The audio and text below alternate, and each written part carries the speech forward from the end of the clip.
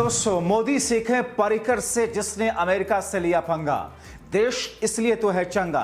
Thank you mister Parrikar, आपके ईमानदार दूरदर्शिता को सलाम। बहुत स्वागत है आप सभी का। आप देख रहे हैं द राजनीति का विशेष सेगमेंट खबर और विश्लेषण। मैं हूं Jabbar Khan. Thank you mister Mohan Parrikar, दिल से आपको शुक्रिया अदा कर रहा हूं। हम 140 करोड़ भारतीय आपके साहस, आपके फैसले को भूलेंगे नहीं। आपकी दूरदर्शिता ने हम सबको चैन से नींद लेने दी।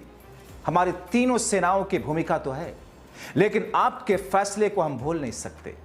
मिस्टर पर्रिकर, आप भले ही जिस दुनिया में हो, जहां भी हो, अगर उस कायनात तक मेरी आवाज पहुंच रही है तो आप हमारी ओर से दिए जा रहे शुक्रिया को कबूल कीजिए। काश कि आपकी तरह का व्यक्ति देश में होता जिसने अमेरिका से भिड़ने में देर नहीं लगाई। दबाव न जाने कितने आप पर डाले गए, लेकिन आप डिगे नहीं। हिमालय की तरह अपने फैसले पर अडिग रहे। चट्टान की तरह फौलादी इरादों के साथ देश की सुरक्षा के लिए आपने जो किया, मेरा मानना है एक बार देश के लोगों को जरूर जानना चाहिए। दोस्तों, ऑपरेशन सिंदूर के तहत भारत ने पाकिस्तान और पीओके में घुसकर आतंकी ठिकानों को तबाह किया। पाकिस्तान बौखला गया और इसी बौखलाहट में भारत पर ताबड़तोड़ हमले शुरू कर दिए। लेकिन इस हमले को नाकाम करने में भारतीय सेना के साथ साथ भारत का सुदर्शन चक्र तैयार रहा। सुदर्शन चक्र यानी कि S-400, जिसने पाकिस्तान के हमलों से भारत और भारतीयों को बचाए रखा। उसके अलावा बहावलपुर में जैश ए मोहम्मद के आतंकी ठिकानों को तबाह करने में भारतीय राफेल बेजोड़ साबित हुआ। भारत समेत दुनिया भर में S-400 और राफेल की चर्चा हो रही है, मगर यहां जानते हैं कि सुदर्शन चक्र और राफेल की जुगलबंदी को भारतीय सेना में शामिल करने वाला एक शख्स था जिसने अमेरिका के आगे घुटने नहीं टेके और अपने फैसले पर डटा रहा। वो और कोई नहीं, पूर्व रक्षा मंत्री दिवंगत पर्रिकर जी थे। आइए जानते हैं पूरी कहानी। दोस्तों, माना जाता है कि भारतीय नागरिक रात में चैन की नींद इसलिए सो पा रहे हैं क्योंकि S-400 टाइम 5 रक्षा प्रणाली हमें पाकिस्तान की मिसाइल और ड्रोन से बचा रही थी। पाकिस्तान ने 7 मई की रात से लेकर के 8 मई तक लगातार मिसाइल और ड्रोन का हमला किया। पाक ने जम्मू, पंजाब, राजस्थान, गुजरात में रणनीतिक ठिकानों को निशाना बनाया, मगर उसका सारा निशाना बेकार चला गया। वजह यह रही कि सुदर्शन चक्र ने रास्ते में उन्हें बेअसर कर दिया और भारत की रक्षा की। पाकिस्तान द्वारा दागी गई इन सभी मिसाइल लक्ष्य पर लग नहीं सकी क्योंकि S-400 रक्षा प्रणाली और आकाश रक्षा प्रणाली ने हर हमले को प्रभावी ढंग से विफल किया। S-400 सुदर्शन चक्र ने पाकिस्तान के साथ सैन्य तनाव की इस घड़ी में देश की सबसे मजबूत हवाई ढाल बन गई।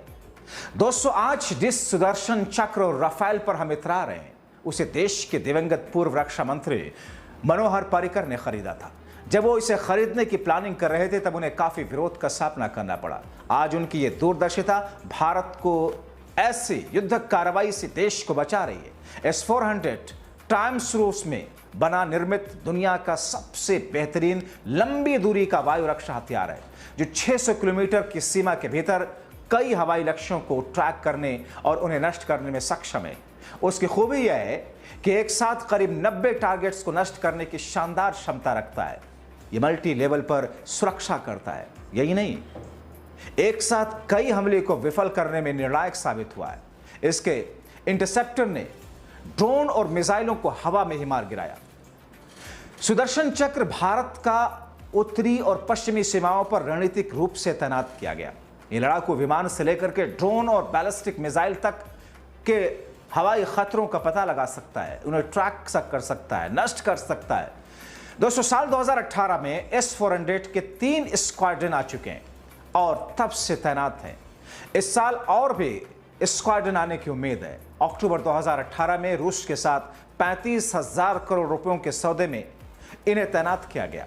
इस सौदे पर 2018 में प्रधानमंत्री मोदी और रूसी राष्ट्रपति व्लादिमीर पुतिन की मौजूदगी में नई दिल्ली में हस्ताक्षर किए गए थे। रूस के साथ साथ S-400 सिस्टम की डिलीवरी के लिए 5 अक्टूबर 2018 को डील पर हस्ताक्षर हुए। हालांकि डिलीवरी 2021 के अंत में शुरू हुई। सरकार ने 2021 में कहा था कि S-400 मिसाइल बहुत बड़े क्षेत्र में निरंतर और प्रभावी वायु सुरक्षा प्रणाली प्रदान करने की अपनी परिचालन क्षमता के मामले में एक शक्तिशाली प्रणाली है। इस प्रणाली के शामिल होने से देश की वायु रक्षा क्षमता में काफी वृद्धि होगी। साल 2018 में पूर्व रक्षा मंत्री रहे मनोहर पर्रिकर की राफेल डील को आगे बढ़ाने में अहम भूमिका रही।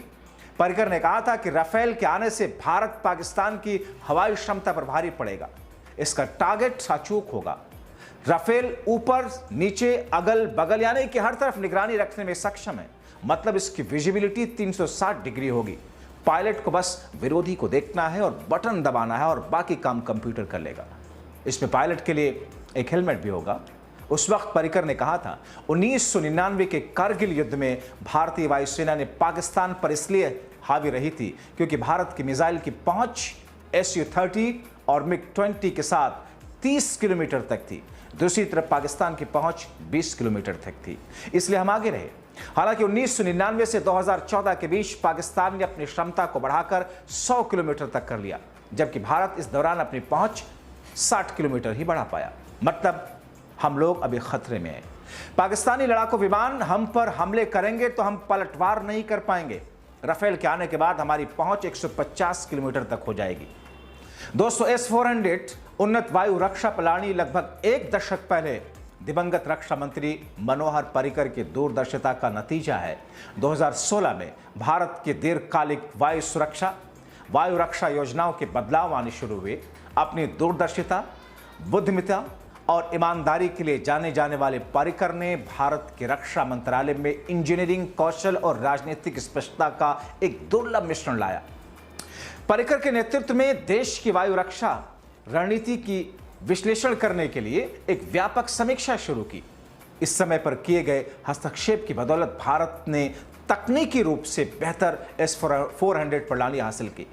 भारतीय वायुसेना को वैश्विक प्रणालियों का मूल्यांकन करने और देश के 3 स्तरीय रक्षा ढांचे को परिष्कृत करने का काम सौंपा गया था। छोटी दूरी 25 किलोमीटर तक, मध्यम दूरी लगभग 40 किलोमीटर तक, लंबी दूरी की रक्षा प्रणाली और नतीजे महत्वपूर्ण थे। उस वक्त यह माना गया था कि S-400 डिफेंस प्रणाली 400 किलोमीटर से अधिक दूरी से खतरों को रोकने में सक्षम है। नरेंद्र मोदी सरकार का अमेरिका की ओर से डाले गए बहुत से दबावों का सामना करना पड़ा उस वक्त जब भारत ने 2018 में रूस के साथ $5 बिलियन के सौदे में S-400 रक्षा प्रणाली खरीदने का फैसला किया।